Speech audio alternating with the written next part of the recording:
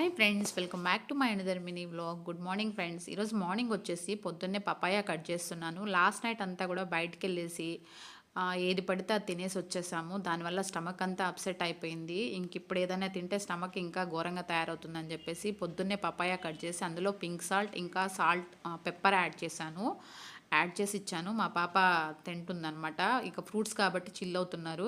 ఇంకా వీడొచ్చేసి వాడి ఫ్రెండ్ని కూడా తెచ్చేసుకున్నాడు. ముగ్గురు కలిసి కూర్చొని తింటున్నారు. ఆ తర్వాత వచ్చేసి వీళ్ళని స్టడీకి కూర్చోబెట్టాను.